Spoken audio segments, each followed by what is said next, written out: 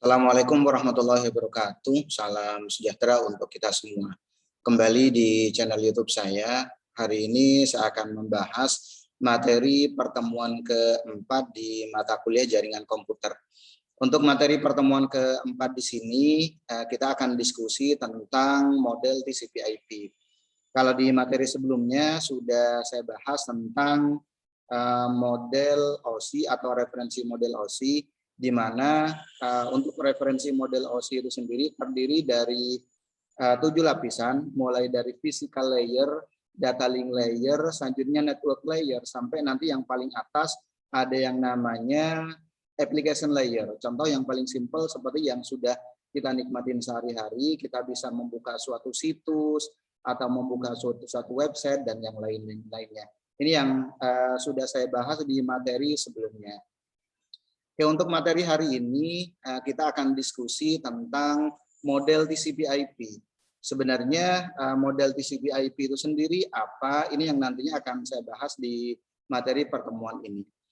Ada beberapa pembahasan yang nantinya akan saya bahas di materi pertemuan ini, mulai dari protokol TCP/IP, konsep dari protokol TCP/IP, selanjutnya jenis protokol TCP/IP, berikutnya ada persamaan antara model OSI dengan model TCP/IP. Berikutnya kalau ada persamaan tentunya ada perbedaan.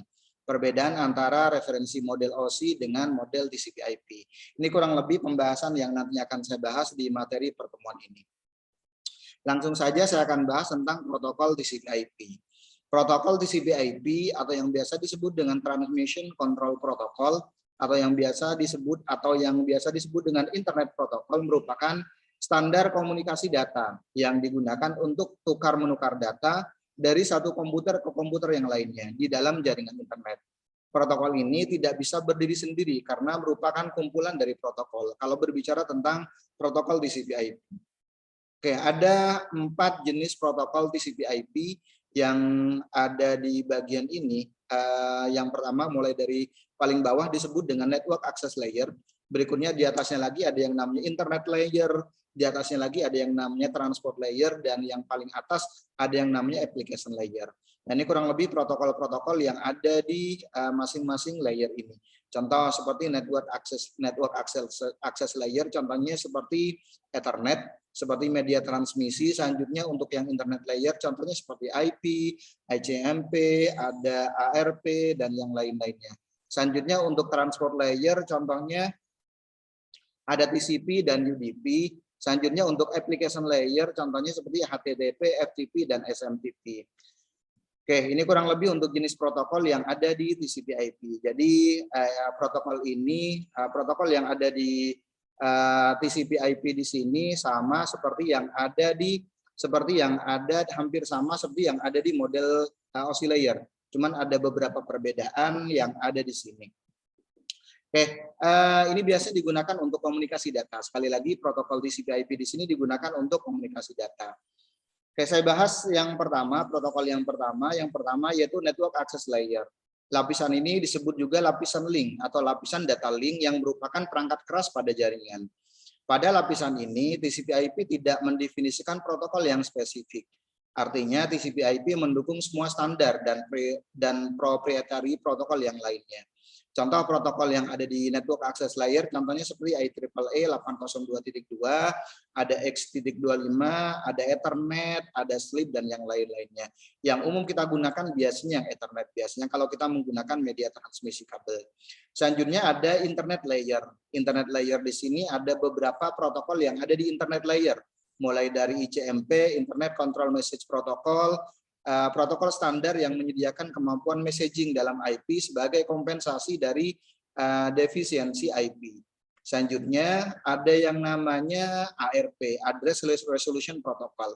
Proses pemetaan alamat fisik atau yang biasa disebut dengan physical address, seperti contohnya alamat network interface card yang berasosiasi kepada logical address. Berarti yang biasa disebut dengan alamat IP ke logical fisik. Berikutnya ada RARP, Reverse Address Resolution Protocol. Komplement dari ARP di mana protokol ini membantu host untuk menentukan alamat IP dari sebuah alamat perangkat keras. Selanjutnya ada protokol yang lainnya yaitu protokol DHCP, Dynamic Host Configuration Protocol, memungkinkan administrator untuk menentukan kumpulan alamat IP yang biasa disebut dengan SOP saat sebuah host dikonfigurasikan untuk memperoleh alamat IP dari DHCP, ia akan secara otomatis diberi alamat dari skop DHCP yang ada. Ini kalau berbicara tentang DHCP. Oke, DHCP juga mengizinkan jaringan untuk mendukung lebih banyak host dari jumlah alamat yang tersedia. Jadi fungsi dari DHCP di sini tujuannya agar nanti klien tidak usah di setting IP secara manual. Jadi ini salah satu tujuannya, apalagi kalau seumpamanya kliennya mobile. Oke, DHCP memungkinkan administrator untuk menentukan beberapa parameter yang mengatur administrasi IP, TCP, dan beberapa protokol yang lainnya. Oke, contoh seperti ini untuk yang DHCP klien, kalau kita menggunakan sistem operasi Windows XP, jadi nanti kita bisa lihat di propertiesnya. Oke, di sini kita tidak setting IP address-nya, kita tidak isi IP address-nya dalam artian kita buat secara opt-in. Otomatis nanti dia akan dapat pada waktu kita klik support contohnya, nanti otomatis dia akan dapat IP address secara otomatis. Ini contoh dari DHCP. Jadi kalau kliennya banyak, apalagi kalau seumpamanya di jaringan tersebut kliennya cenderung mobile dalam artian pindah-pindah, alangkah lebih baiknya kita menggunakan yang DHCP klien. Nantinya ya kita harus mengonfigurasi DHCP server. Ini contohnya kalau kita menggunakan sistem operasi Windows 7, kurang lebih seperti ini. Sama kita jadikan opt-in. Selanjutnya nanti kita bisa kita lihat dari detail yang di sini nih. Oke, berikutnya internet layer merupakan protokol internet yang diperlukan yang fungsinya adalah sebagai pengalamatan, fragmentasi, dan pengiriman datagram pada jaringan. Format alamat IP panjangnya untuk IP address yang kita gunakan masih menggunakan IP versi 4. Panjangnya 32 bit dibagi menjadi 2 bagian. Yang pertama ada yang namanya network ID, menunjukkan jaringan kemana host dihubungkan. Yang kedua disebut dengan host ID, memberikan suatu pengenal unik pada setiap host pada suatu jaringan. Contoh, untuk klasifikasi IP address, untuk pembagian IP address di jaringan komputer, secara garis besar dibagi menjadi 3 kelas. Yang pertama kelas A, kelas B, dan kelas C. Kelas A ranknya dari 1 sampai 126, sedangkan kelas B 128 sampai 191. Kelas C dari 192 sampai 223. Nanti bisa dilihat dari kepalanya. Oke, berikutnya ini kurang lebih untuk pembagian IP address yang ada di jaringan komputer. Contohnya ada yang namanya network ID dan host ID. Selanjutnya nanti dari network ID dan host ID nanti akan muncul yang namanya subnet mask defaultnya. Contoh untuk IP kelas A subnet mask defaultnya 255.0.0.0. Kenapa? Karena network ID-nya cuma 1, host ID-nya lumayan banyak. Begitu pula untuk yang kelas B, network ID dan host ID-nya sama, ada 2. Di sini subnet mask defaultnya 255.255.0.0. Sedangkan IP kelas C network ID-nya ada 3, W, X, Y, sehingga nanti subnet mask default-nya adalah 255.255.255.0. Oke, lapisan ini merupakan protokol yang mengatur aliran data dari 2 host. Lapisan transport berfungsi untuk yang transport layer ya.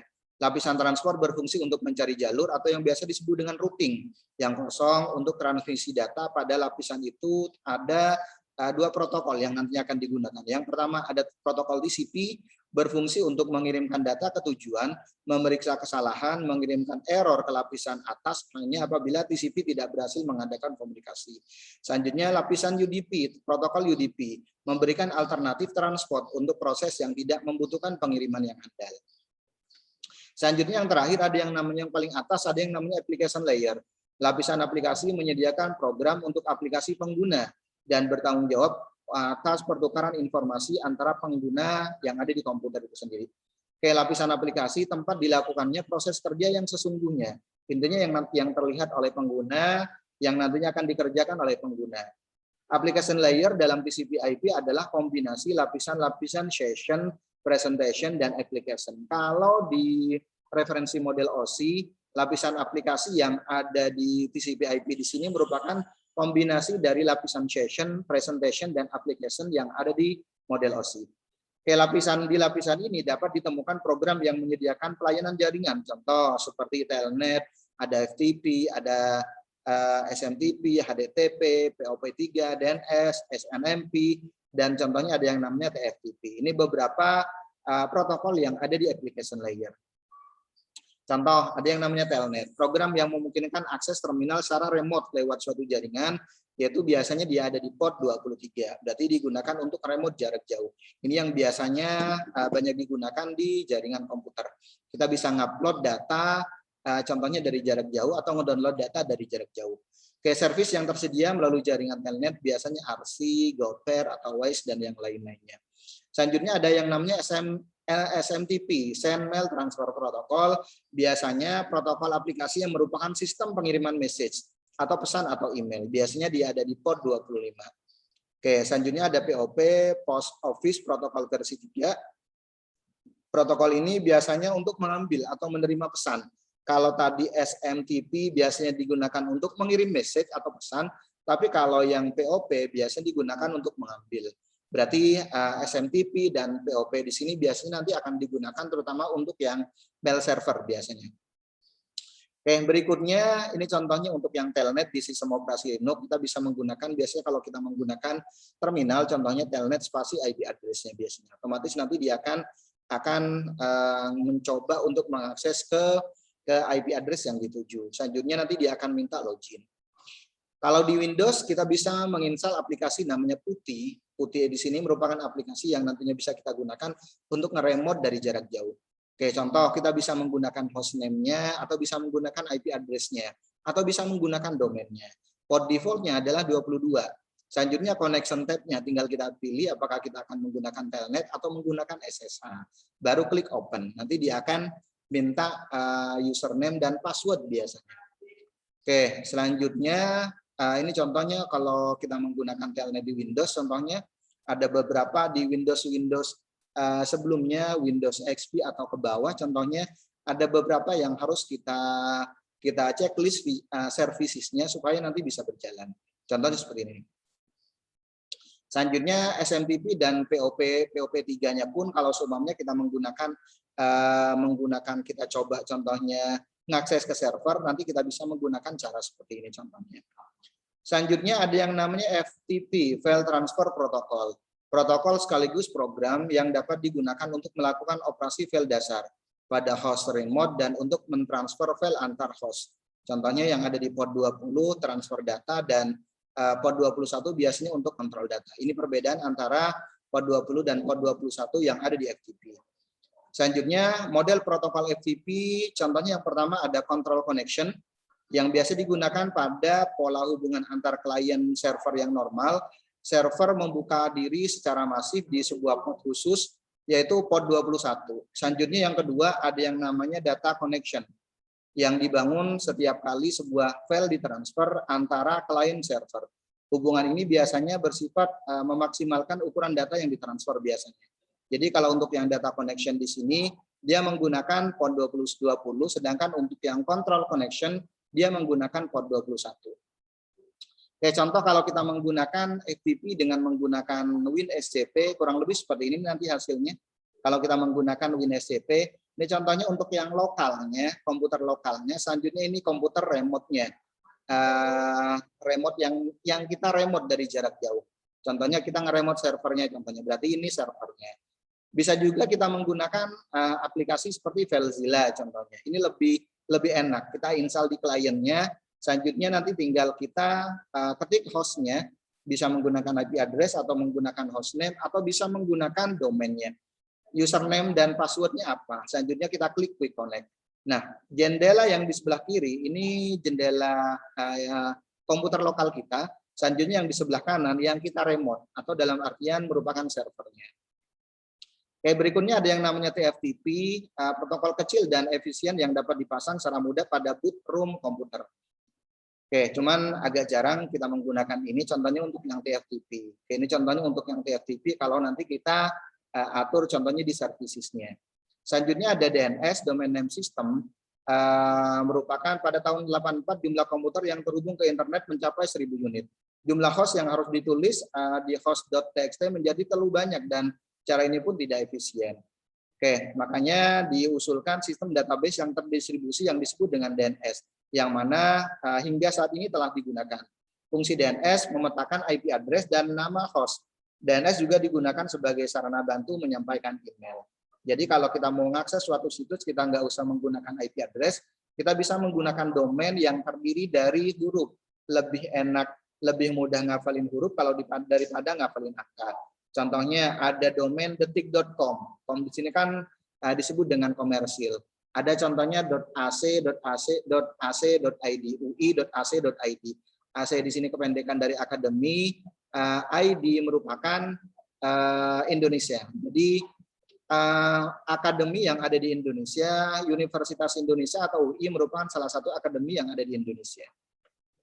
Berikutnya ada SNMP, Simple Network Management Protocol. Secara sederhana, SNMP merupakan sebuah protokol yang didesain untuk memberikan kemampuan kepada pemakai untuk mengelola jaringan komputernya dari jarak jauh atau yang biasa disebut dengan remote. Pengelolaan ini dilaksanakan dengan cara melakukan polling dan setting variabel elemen jaringan yang dikelolanya. Oke, contoh kalau kita menggunakan email, contohnya kita bisa menggunakan services, contohnya Zimbra, contohnya bentuknya seperti ini, atau contohnya nanti kita bisa menggunakan Postfix, bisa menggunakan Squirrel. Contoh seperti ini nanti tampilannya. Jadi di server yang nanti akan kita konfigurasi pun kita bisa install, bisa konfigurasi yang namanya mail server. Tergantung servicesnya apakah kita menggunakan contohnya tadi menggunakan untuk servisnya kita menggunakan Squirrel atau nanti bisa menggunakan contohnya Zimbra atau bisa menggunakan Roundq. Oke, selanjutnya ada Selain ada yang namanya SNMP, ada lagi protokol yang ada di application layer. Ini contohnya untuk yang pembagian pengalamatan pada protokol TCP/IP. Yang paling bawah disebut dengan physical layer. Selanjutnya physical layer, physical address di sini ada dua sebenarnya, yaitu physical layer dan data link. Kalau di lapisan OSI. Berikutnya ada yang namanya network layer. Network layer di sini nanti lebih ngebahas tentang IP address. Selanjutnya ada yang namanya transport layer. Transport layer di sini ada TCP dan UDP, lebih ke port address-nya. Terakhir ada yang namanya application layer. Application layer di sini merupakan prosesnya. Oke, ini perbedaan antara model TCP/IP dan model OSI layer, kurang lebih seperti ini. Jadi untuk yang network interface ini kalau di OSI layer ada di physical layer dan ada di data link. Internet layer masih sama seperti yang ada di network, transport masih sama. Untuk yang application layer berarti ada di application, presentation, dan session. Persamaan OSI layer dengan TCP/IP masing-masing model menggunakan layer dalam menjelaskan proses komunikasi datanya. Berarti persamaannya. Memiliki application layer meskipun terdapat beberapa fungsi untuk layer tersebut. Masing-masing memiliki transport dan internet network layer. Masing-masing menggunakan fungsi pengiriman paket data secara paket switch dalam mencapai alamat tujuan.